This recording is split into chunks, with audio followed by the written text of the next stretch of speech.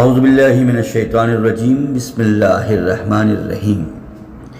سفر 11 ہجری کی آخری تاریخوں میں آپ صلی اللہ علیہ وآلہ وسلم ایک جنازے سے واپس آ رہے تھے کہ راستے میں سر درد اور بخار شروع ہو گیا، جس کی شدت بڑھتی ہی چلی گئی اور بیماری میں اضافہ ہوتا ہی چلا گیا۔ آپ صلی اللہ علیہ وآلہ وسلم کو اس قدر کمزوری ہو گئی کہ چلا نہیں جاتا تھا۔ جب تک آپ صلی اللہ علیہ وآلہ وسلم میں چلنے پھرنے کی ہمت رہی، آپ صلی اللہ علیہ وآلہ وسلم مسجد میں نماز پڑھانے جاتے رہے۔ سب سے آخری نماز مغرب کی نماز پڑھائی۔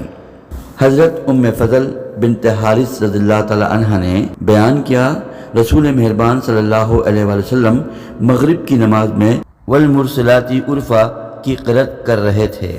عشاء کا وقت آیا تو آپ صلی اللہ علیہ وآلہ وسلم نے دریافت فرمایا، کیا لوگوں نے نماز پڑھ لی؟ صحابہ رضی اللہ تعالی عنہم نے عرض کیا، نہیں یا رسول اللہ صلی اللہ علیہ وآلہ وسلم، آپ کا انتظار کر رہے ہیں۔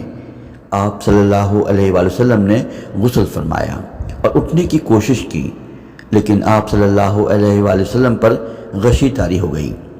3 بار ایسا ہی ہوا۔ ہوش آیا تو فرمایا، ابو بکر نماز پڑھا دیں۔ حضرت عائشہ صدیقہ رضی اللہ تعالی عنہ سے روایت ہے کہ جب رسول اکرم صلی اللہ علیہ وآلہ وسلم کے لیے اٹھنا بیٹھنا دشوار ہو گیا اور آپ کے مرض نے شدت اختیار کر لی تو تمام ازواج مطہرات سے آپ نے میرے گھر میں ایام مرض گزارنے کے لیے اجازت مانگی۔ سب نے جب اجازت دے دی تو آپ صلی اللہ علیہ وآلہ وسلم حضرت میمونہ رضی اللہ تعالی عنہ کے گھر سے نکلے۔ آپ صلی اللہ علیہ وآلہ وسلم 2 آدمیوں کا سہارا لیے ہوئے تھے اور آپ کے پاؤں زمین سے گھسٹ رہے تھے۔ جن 2 صحابہ کا سہارا آپ صلی اللہ علیہ وآلہ وسلم لیے ہوئے تھے، ان میں سے ایک حضرت عباس بن عبد المطلب رضی اللہ تعالی عنہ تھے اور دوسرے حضرت علی بن ابی طالب رضی اللہ تعالی عنہ تھے۔ اور نبی کریم صلی اللہ علیہ وآلہ وسلم کی زوجہ مطہرہ حضرت عائشہ صدیقہ رضی اللہ تعالی عنہ بیان کرتی تھی کہ نبی اکرم صلی اللہ علیہ وآلہ وسلم جب میرے گھر میں آ گئے اور تکلیف بہت بڑھ گئی تو آپ صلی اللہ علیہ وآلہ وسلم نے فرمایا، 7 مشکزیں پانی کے بھر کر لاؤ اور مجھ پر ڈال دو، ممکن ہے اس طرح میں لوگوں کو کچھ نصیحت کرنے کے قابل ہو جاؤں۔ چنانچہ ہم نے آپ صلی اللہ علیہ وآلہ وسلم کو آپ کی زوجہ مطہرہ حضرت حفصہ رضی اللہ تعالی عنہ کے ایک لگن میں بٹھایا اور انہیں مشکیزوں سے آپ صلی اللہ علیہ وآلہ وسلم پر پانی ڈھالنے لگے۔ آخر آپ صلی اللہ علیہ وآلہ وسلم نے اپنے ہاتھ کے اشارے سے روکا کہ بس ہو چکا۔ بیان کیا کہ پھر آپ لوگوں کے مجمع میں گئے اور نماز پڑھائی اور لوگوں کو خطاب کیا اور خطبہ فرمایا، لوگوں کسی کا حق میرے ذمہ ہو تو وہ مجھ سے لے لیں، جو یہ کام کرے گا وہ مجھے زیادہ محبوب ہوگا۔ میں چاہتا ہوں کہ جب میں اپنے رب سے ملوں تو میرا نفس پاک ہو۔ خطبہ سے فارغ ہو کر آپ صلی اللہ علیہ وآلہ وسلم حضرت عائشہ صدیقہ رضی اللہ تعالی عنہ کے حجرے میں تشریف لائے، مگر طبیعت میں مستقل بے چینی تھی۔ حضرت عائشہ صدیقہ رضی اللہ تعالی عنہ کے پاس چند اشرفیاں رکھوائی تھیں۔ یاد آنے پر آپ صلی اللہ علیہ وآلہ وسلم نے اللہ کی راہ میں خیرات کر دیں۔ مرض میں شدت اور کمی ہوتی رہتی تھی۔ حضرت عبداللہ بن عباس رضی اللہ تعالی عنہ نے بیان کیا کہ شدت مرض کے دنوں میں نبی کریم صلی اللہ علیہ وآلہ وسلم اپنی چادر کھینچ کر بار بار اپنے چہرے مبارک پر ڈالتے تھے، پھر جب دم گھٹنے لگتا تو چہرے سے ہٹا دیتے۔ آپ صلی اللہ علیہ وآلہ وسلم اسی شدت کے عالم میں فرماتے تھے، یہود و نصارہ اللہ کی رحمت سے دور ہوئے کیونکہ انہوں نے اپنے انبیاء کی قبروں کو سجدہ گاہ بنا لیا تھا۔ اس طرح آپ صلی اللہ علیہ وآلہ وسلم اپنی امت کو ان کا عمل اختیار کرنے سے بچتے رہنے کی تاکید فرما رہے تھے۔ جس دن وفات ہوئی اس دن طبیعت میں ذرا سکون محسوس ہوا۔ یہ پیر کا دن تھا، مسلمان فجر کی نماز پڑھ رہے تھے اور حضرت ابو بکر صدیق رضی اللہ تعالیٰ عنہ نماز پڑھا رہے تھے کہ اچانک نبی کریم صلی اللہ علیہ وسلم نظر آئے۔ آپ ام المومنین حضرت عائشہ صدیقہ رضی اللہ تعالیٰ عنہ کے حجرے کا پردہ اٹھا کر صحابہ رضی اللہ تعالیٰ عنہم کو دیکھ رہے تھے۔ صحابہ رضی اللہ تعالیٰ عنہم نماز میں صف باندھے کھڑے ہوئے تھے۔ نبی کریم صلی اللہ علیہ وآلہ وسلم نے دیکھ کر تبسم فرمایا۔ حضرت ابو بکر صدیق رضی اللہ تعالیٰ عنہ پیچھے ہٹنے لگے تاکہ صف میں آ جائیں۔ آپ نے سمجھا کہ نبی کریم صلی اللہ علیہ وسلم نماز کے لیے تشریف لانا چاہتے ہیں۔ حضرت انس رضی اللہ تعالیٰ عنہ نے بیان کیا، قریب تھا کہ مسلمان اس خوشی کی وجہ سے جو نبی کریم صلی اللہ علیہ وآلہ وسلم کو دیکھ کر انہیں ہوئی تھی کہ وہ اپنی نماز توڑنے ہی کو تھے، لیکن آپ صلی اللہ علیہ وآلہ وسلم نے اپنے ہاتھ سے اشارہ کیا کہ نماز پوری کر لو۔ پھر آپ حجرے کے اندر تشریف لے گئے اور پردہ ڈال دیا۔ یہ آخری موقع تھا کہ صحابہ رضی اللہ تعالیٰ عنہم نے آپ صلی اللہ علیہ وآلہ وسلم کو دیکھا۔ حضرت انس رضی اللہ تعالیٰ عنہ نے بیان کیا کہ بیماری کی وجہ سے آپ صلی اللہ علیہ وآلہ وسلم کا چہرہ مبارک سفید ہو گیا تھا۔ آپ صلی اللہ علیہ وآلہ وسلم نے حضرت فاطمہ رضی اللہ تعالیٰ عنہ کے کان میں کچھ کہا جسے سن کر وہ رو پڑیں، دوبارہ سرگوشی کی جس پر وہ مسکرانے لگیں۔ حضرت عائشہ صدیقہ رضی اللہ تعالیٰ عنہ کے پوچھنے پر انہوں نے بتایا کہ پہلے آپ صلی اللہ علیہ وآلہ وسلم نے فرمایا کہ میں اس بیماری میں وفات پا جاؤں گا۔ یہ سن کر میں رونے لگی۔ دوسری مرتبہ آپ صلی اللہ علیہ وآلہ وسلم نے فرمایا کہ جنت میں سب سے پہلے تم مجھ سے ملو گی۔ اس پر میں مسکرانے لگی۔ دن جیسے جیسے چڑھتا جاتا تھا، آپ صلی اللہ علیہ وآلہ وسلم پر بار بار غشی طاری ہوتی۔ حضرت فاطمہ رضی اللہ تعالیٰ عنہ یہ دیکھ کر بولی، ہائے میرے ابا کی بے چینی۔ آپ صلی اللہ علیہ وآلہ وسلم نے فرمایا، تمہارا باپ آج کے بعد بے چین نہ ہوگا۔ پھر مسواک کی خواہش ظاہر کی۔ حضرت عائشہ صدیقہ رضی اللہ تعالیٰ عنہ نے مسواک نرم کر کے دی۔ آپ صلی اللہ علیہ وآلہ وسلم نے مسواک کی۔ سپہر کا وقت تھا۔ آپ صلی اللہ علیہ وسلم کے سینے میں سانس کی گھڑگھڑاہٹ محسوس ہو رہی تھی۔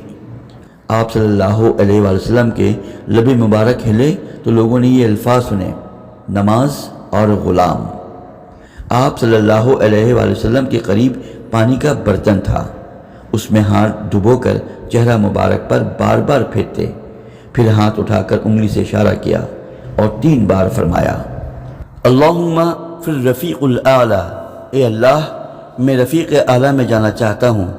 اور اس کے ساتھ آپ صلی اللہ علیہ وآلہ وسلم کا ہاتھ مبارک جھک گیا اور آپ صلی اللہ علیہ وآلہ وسلم خالق حقیقی سے جا ملے۔ انا للہ و انا الیہ راجعون۔ یہ 12 ربیع الاول سن 11 ہجری کا دن تھا۔ اس وقت آپ صلی اللہ علیہ وآلہ وسلم کی عمر مبارک 63 برس کی تھی۔ آپ کی رحلت کی خبر حضرت عائشہ صدیقہ رضی اللہ تعالیٰ عنہ نے اپنے والد محترم حضرت ابو بکر صدیق کو دی۔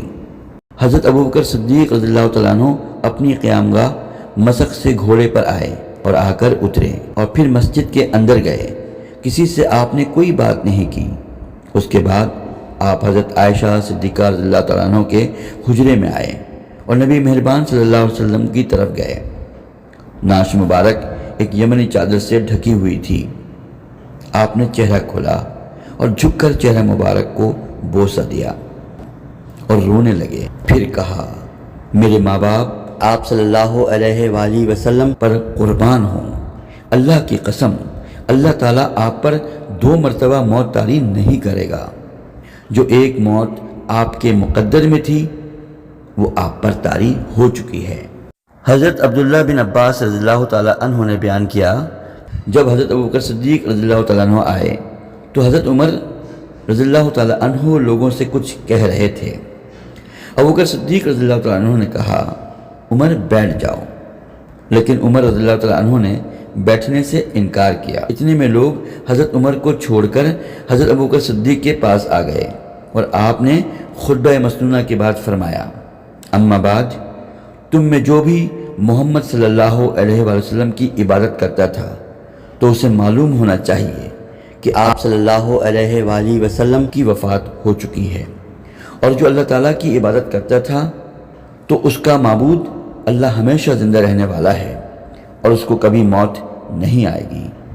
اللہ تعالیٰ نے خود فرمایا ہے، محمد صلی اللہ علیہ وآلہ وسلم تو اللہ کے رسول ہیں، ان سے پہلے بہت سے رسول گزر چکے ہیں، تو کیا اگر وہ انتقال کر جائیں یا شہید کر دیے جائیں تو تم الٹے پاؤں پھر جاؤ گے؟ یعنی آپ صلی اللہ علیہ وآلہ وسلم زندہ نہ رہے تو کیا تم اسلام چھوڑ کر واپس کافر بن جاؤ گے؟ یہ آیت سن کر حضرت عمر فاروق رضی اللہ تعالیٰ عنہ کو ایسا لگا جیسے یہ آیت ابھی نازل ہوئی ہے۔ وہ فوراً سنبھل گئے اور تمام صحابہ کرام رضی اللہ تعالیٰ عنہم نے بھی اس آیت کو سن کر آپ صلی اللہ علیہ وآلہ وسلم کی جدائی کا صدمہ نہایت صبر سے برداشت کیا۔